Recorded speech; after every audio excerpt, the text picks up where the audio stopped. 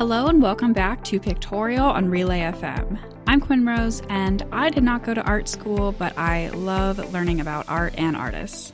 And I'm Betty. I'm also someone who did not go to art school, but this time, unlike the past few times, my experience in working at a art gallery for about 9 years actually is somewhat relevant again, so I will refer to that in a moment. That's right, we're bringing it back with the good old traditional focusing in on an artist episode. And this is Betty's topic, so I'll let you take it away. This is actually an artist that we have mentioned a few times. So the first time I think I mentioned this artist was when we talked about the artist Ai Weiwei, and we talked about that he collaborated with a lot of other Chinese contemporary artists, and he had a show in China called, and this is probably the last time I'll swear on this episode because the artist that we are talking about, his name is Song Dong. So even though he participated in this show with Ai Weiwei, and he is also someone who disrupts certain cultural norms, he's not like Ai Weiwei. Like, I see him as more of a calmer, refined Ai Weiwei. So, and I feel like Ai Weiwei wouldn't mind me saying that because, like, Ai Weiwei, he likes to be controversial and, have naked pictures of himself and swear and, do things that kind of he knows will intentionally upset people. Song Dong isn't someone like that, or at least he doesn't intentionally upset people. He might still upset people, but he's a part of that generation. He's a bit younger than Ai Weiwei, but he's a part of that generation of Chinese contemporary artists who were doing a lot of work in the 90s, but he is still actively working today. And another time we mentioned him was when we were talking about experiential art. I mentioned a show I saw at the Los Angeles County Museum of Art in 2019 called Allure of Matter. And that actually was a traveling show that ended abruptly because of COVID in Chicago. And so there I saw work of his called Traceless Steely. And I was like, we have to just talk about this artist just completely because they're so interesting and fascinating, and not just in the specific of his work, but also in the way he explores materials and he mixes different cultural topics. But anyway, yeah, before I start, since you have had brief introductions of this artist, do you have any thoughts so far? I haven't told you anything else. No, I don't have any experience with this artist beyond the stuff that you have brought to episodes before and kind of mentioned. And so, I'm coming into this with fresh eyes.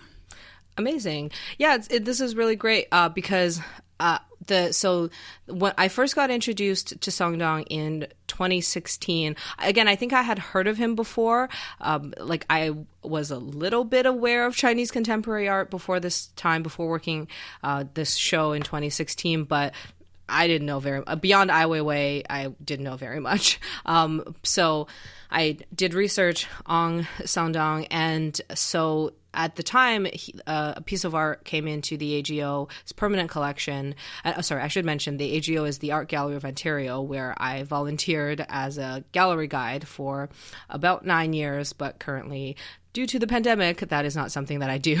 But at the time in 2016, I was doing tours and talks, and I also wrote the tours through researching the notes from curators, from interpretive planners, and sometimes also the artist. And so Song Dong did come to the AGO to do a talk and talk to some of us briefly about his work. And so through researching this work he did called Communal Courtyard, I learned about basically everything else. And most of the people coming in to see his work also had never heard of him, even though he is quite well known in contemporary art and in Chinese contemporary art. Like, most people don't know anything about him, but people found a deep connection with this work, and people generally do with a lot of his other works without obviously even knowing who he is. That's why I think he's someone who's just very good at making connections with people. And so I actually pulled up his, he has a biography on Pace Gallery where he's represented, and they describe him as someone who explores memory, self-expression, impermanence, transience. A lot of these words are used to describe his work, but basically, I just see it as he explores memories and materials, and a lot of his experiences, a lot of his works are Chinese, but they're not distinctively about China or about exactly the places that he's from. He's trying to make a connection with people in general through talking about or through expressing his own experiences. And again, while his themes are Chinese, quite often based in Chinese traditional materials, his inspirations, similar to Ai Weiwei, are many different artists. So he talked about one of his first artists that he really was inspired by was the artist Robert Rauschenberg, who did a lot of found art, who did a lot of ready-mades or took objects that are normal, everyday objects, but made it into art, which is something we've talked about before. And so Shandong was really interested in this as well. And we've talked about also the artist So Lewitt, who does these artworks where he just makes a set of instructions and that becomes the art. So that's also an artist that Shandong really like. He is a big fan of Andy Warhol and Rene Magritte. And so obviously he's had these influences from contemporary artists, Western contemporary artists. Before I talk about the piece, though, that he did in the AGO, because that's actually kind of a piece I want to talk about last, because kind of everything else leads into that. I believe I do want to circle back to what we spoke about last time in the experiential art episode, where we talked about him drawing or him having this traceless steel, or the steely, this big piece of stone where you just write on it with a brush with water. And he actually started this series called The Water Diaries back in 1995. So he would start with just stones and just pieces of rocks where he would write on with a brush, but it's just water.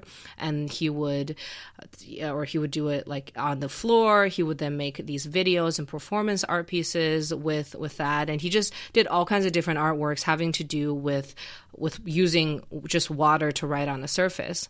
And when he came to the AGO in 2016, he talked a little bit about it, and he said that he wants to explore the idea of something evaporating very quickly after you write on it. And it reminds him of stuff like his childhood memories of food scarcity. The context is that Shandong was born in 1966, and he grew up during the Chinese Cultural Revolution, and also a lot of other additional historic things in China that we don't have time to get into. But basically, he grew up in this time of political and social turmoil, but also just a lot of poverty and a lot of things like food scarcity and just, very difficult times. And so he explores that, but he doesn't explore in the way oh, we were so poor, we had no money and we were starving to death.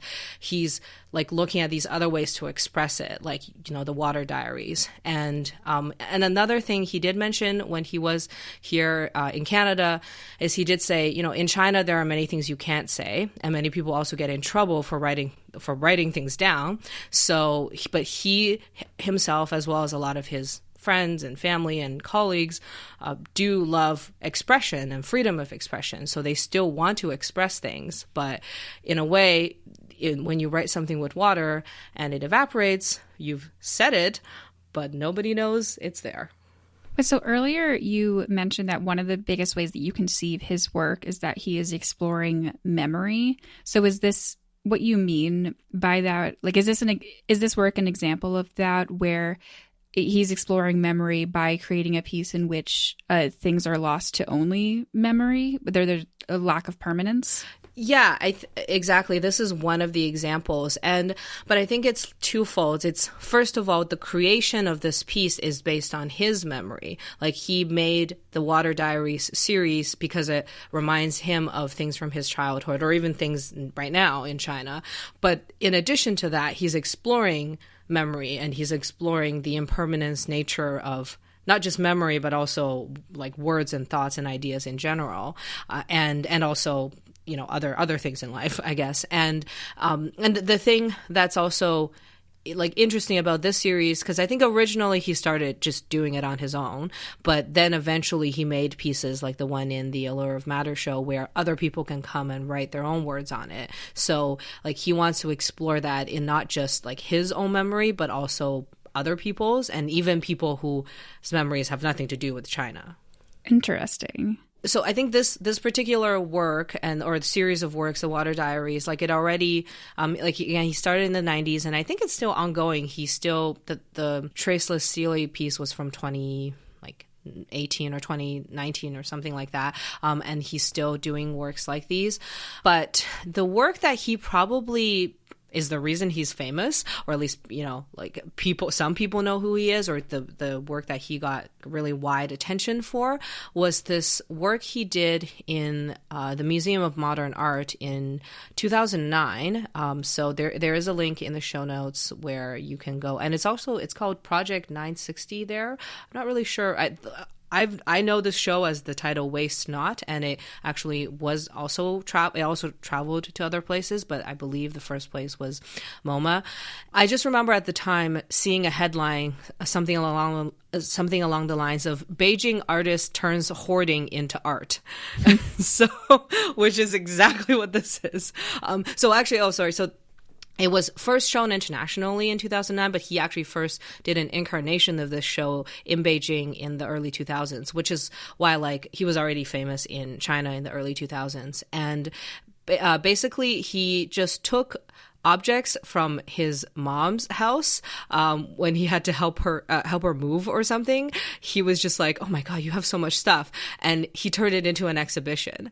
And so he took everything she, I guess, ever owned. And so in the middle of the floor space in MoMA, if anyone's looking at the pictures, there is what looks like a house, like a wooden frame of a house. That's actually the wood he salvaged from her old house when she moved, and I rebuilt it. But then spread out all across the floor in MoMA, as well as wherever it's displayed, he categorized like all of her belongings, like whether it's like shoes or shoelaces, but like she collected everything, like bottle caps, like needles or pieces of metal that she thinks can be reused, like thread and clothing, like old socks or old electronic stuff, plates. Basically, just think of hoarders, and this is what she is.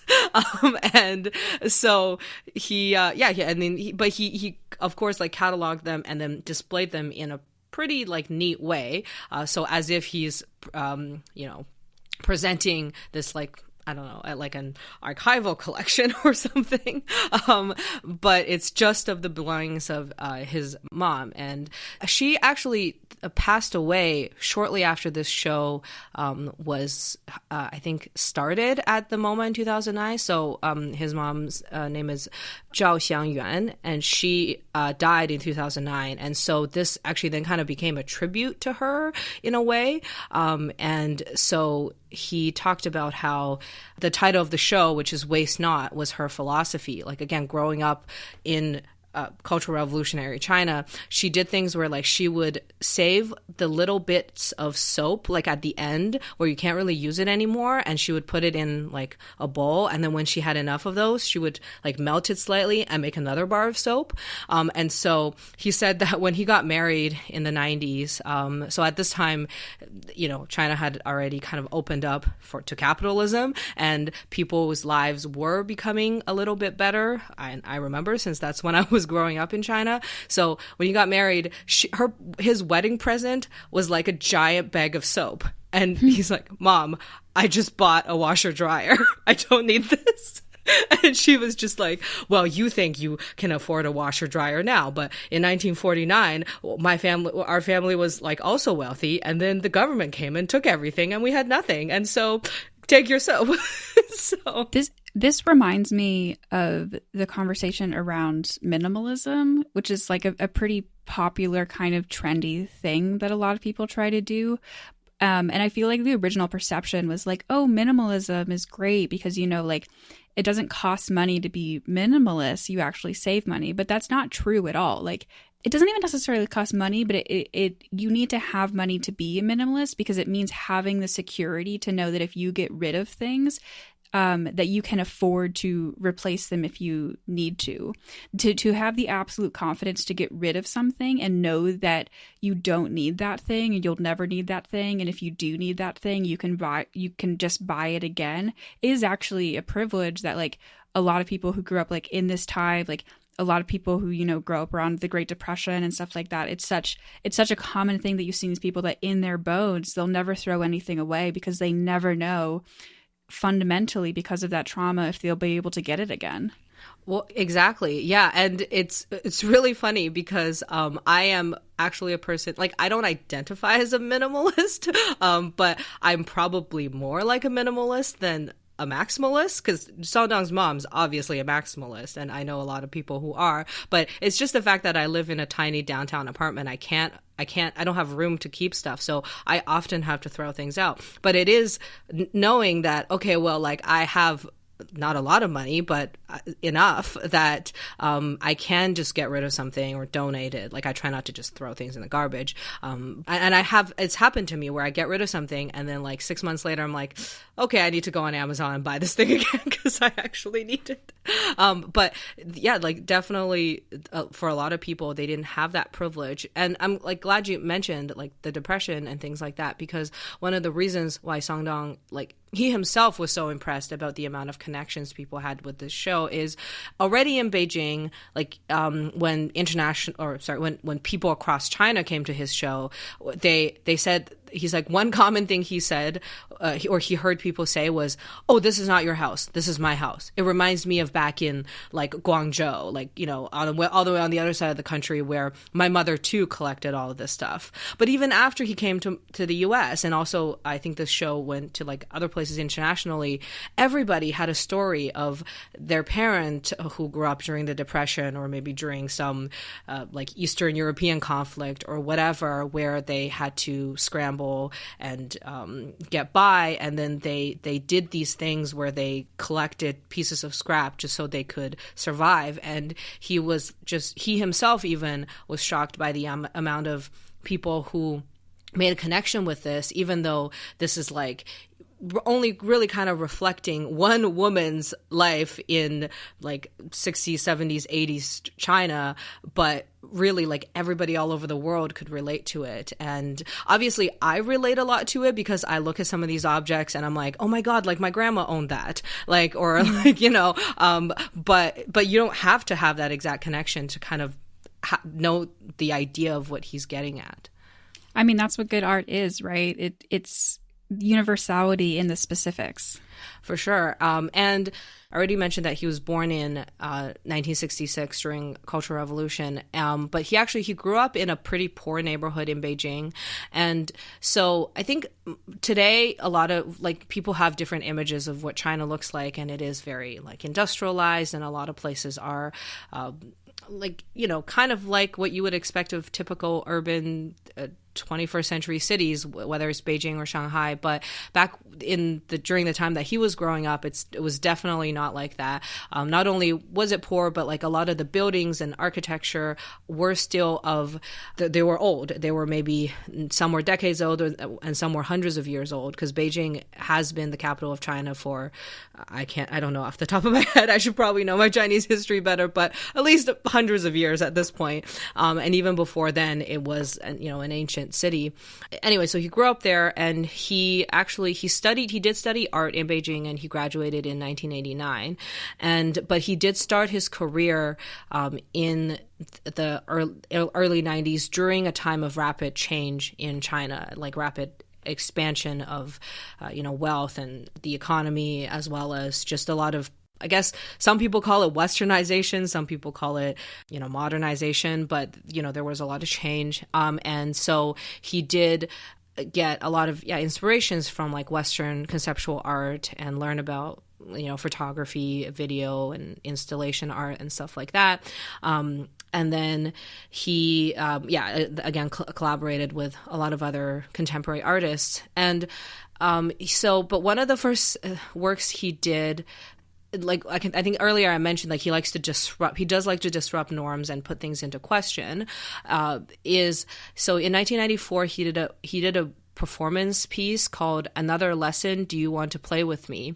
And which he basically questioned the roles of educational institutions. So he transformed this classroom called the Central Academy of Fine Arts into a classroom where exam papers cover like walls and floors, and middle school students were reading blank textbooks, and participants were just invited to like write all over the place on boards and stuff like that. And so again, very early on, he incorporated community participation into his works. But the police actually shut down this performance, and the reason is that he was creating a fire hazard. But it's like, or was he like questioning traditional institutions and people didn't like it? Like, we don't know. If you are flammable and have legs, you are never blocking a fire exit. That's a Mitch Hedberg joke. I just like it. But yeah, I can see your point as that may have been the reason on paper, but was it really the reason? Yeah. So, and it's a similar thing. Like, Ai Weiwei was arrested when he was arrested in, I think 2011, it was for tax evasion. But I think everybody knows that it's not for tax evasion. It's for things he said against the government that people didn't like. And probably one of the few reasons why Sangdong, isn't in that situation so much is that he is a lot more, we'll just say, tactful with his messages. Like, he isn't overt, but he just puts things into question. And so anyway, kind of going back to the Waste Not exhibition, as well as his focus on growing up in Beijing or life in Beijing when he was at the AGO, and through some of the research that I was going through, and there's also a few documentaries that either he made or participated in where he's talked about, he really likes exploring like urban environments and neighborhoods, specifically about Beijing. And he, it's a very dense city. There's a lot of old neighborhoods, but through this rapid modernization and expansion, a lot of things get bulldozed right over and torn down. And so the interesting thing is, so I grew up in Xi'an, in northwestern China, and again, I haven't done too much research in this, but like when I was living there, as far as I knew, Xi'an was one of the few cities that designated heritage sites and that wouldn't let buildings get torn down. There was a system that, okay, you can't just get rid of this because it's like thousands of years old, or at least hundreds. But I don't think Beijing had that. Maybe they do now, or I'm not sure. But at the very least, when this modernization was happening, there was no rules. Like, people just, whether it's developers or the government, who knows, just came in and got rid of a lot of things. Or by got rid of, I mean like evicted people or forcibly moved people out of their neighborhoods and just demolished and built new buildings. And there were these places which are in Mandarin is called hutong, which translates to neighborhood alleyways. And he really kind of studied these like alleyways, because it's not just an alleyway, like, because alleyways are traditionally kind of sketchy, and so are they in Beijing. But there's an interesting aspect of that where it's kind of like where neighborhood and community and vibrant cultural life is. It's where like people meet up and have like tea. It's where there might be like a local shop where they sell like shoes, or it's where there's like, little street side businesses and all kinds of things. But of course, like, the government or businesses would be like, oh, we're getting rid of these sketchy neighborhood alleyways where crime happens. And it's like, well, yes, but you're also getting rid of like everything else, and especially these traditional neighborhoods. Sangdong grew up in a type of house called a courtyard house, a hutong courtyard house, which is basically a house that has 4 it's like a quadrant. There's like 4 sides, and then there's an interior courtyard, and then between these houses there's alleyways. And so people would often throw out like their old wardrobes into these alleyways, sometimes to be used as like outdoor sheds, sometimes to just like put it out there because they were not using it anymore. So like he just remember growing up, like seeing a lot of these like wardrobes and like furniture that's supposed to be on the inside, but it's on the outside.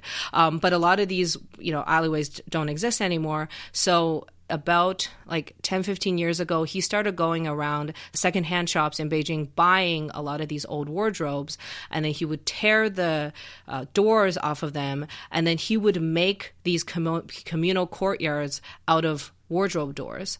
So if you click on the first link where it says Communal Courtyard, you'll see some pictures from when it came to the AGO, what it looked like. But again, for a while, this particular work traveled to all kinds of places where he kind of recreated these courtyards in an art gallery setting and made them into courtyards. But again, like this one very specifically, he does want people to think about what it means to basically at this point where we've lost a lot of these stories and these memories, and probably one of the few reasons, or probably one of the few documentation we have of this cultural phenomenon are in photographs and the wardrobe Sangdong has salvaged.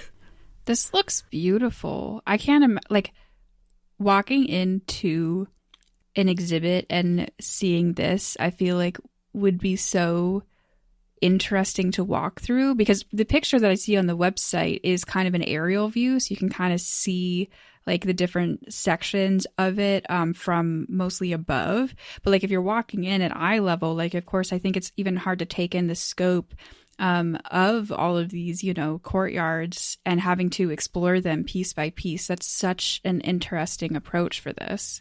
Yeah, actually, I just remembered, I don't have it in the show notes now, but I can link to it later. But I actually took some pictures. I have some Instagram pictures from back in 2016 that I took. So I took close-ups of these wardrobes while I was walking through them. And so I guess you go on my Instagram and scroll all the way back, you'll see some of the close-ups of these. The thing a lot of people like about them, and so did I, is a lot of these wardrobes have mirrors, and you see yourself reflected back in them. And so it just so happens the Art Gallery of Ontario is located located right next to Toronto's Chinatown. So we have a lot of people. We did also have a lot of people from Chinatown come see it, and some people cried, and I almost did, because like my connection with this is quite personal.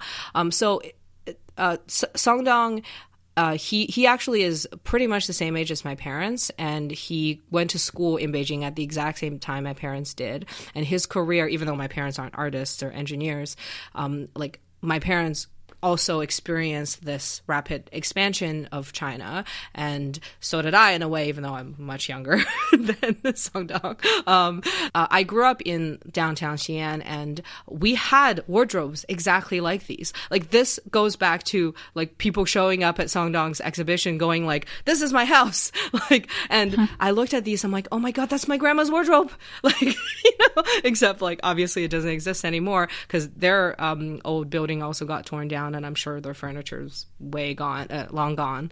And so it's interesting because a lot of these wardrobes were built by just like carpenters, but like not necessarily professional carpenters. They might just be somebody who like lived in your grandparents' neighborhood or lived next door. The person who built my grandma's wardrobe was I think like they might have been a migrant worker from another province, but they would knock on doors of people and say, "Hi, like, I know how to build furniture. Do you need a chair? Do you need a sofa? Do you need a wardrobe?" And then I think one day my grandma was like, "Oh yeah, we have so much clothes now that, my husband has sewn, but we just don't have a place to put them." So this guy just built my grandparents a giant like wardrobe. But then my grandma was like, "I'm sorry, I can't pay you, but you can stay at my house for the next 2 months and I'll feed you while you're working on it." And he was like, "Deal." And they did it. Wow. And honestly, I didn't know this story because at all, but my uncle came to see this show, and then he told me this story of how that wardrobe when I was a kid came to be. And I was like, this is beautiful. Like seeing this guy that I didn't know from Beijing who did this work led me to talking to my uncle and to find out like my own memories from my childhood, but something that I wouldn't know because my grandma actually passed away a few years before this show, so I couldn't ask her. But my uncle obviously, did know the story, and it was really interesting, not only because of this personal connection, but like walking through this courtyard and sneaking in and out of the wardrobes. And, it reminds me of when I was a kid, when I would hide in it, and my grandma would get mad at me because she couldn't find me. And then when Sandong did his talk at the AGO, he was like, yeah, one of my favorite books is The Lion, the Witch, and the Wardrobe. And I'm just like, this is amazing. It is so cool how this piece like is connected to like experiences that you've had, and even like you're saying, like hearing this whole story that you didn't even know before but was brought out by seeing this piece in a museum. That's amazing.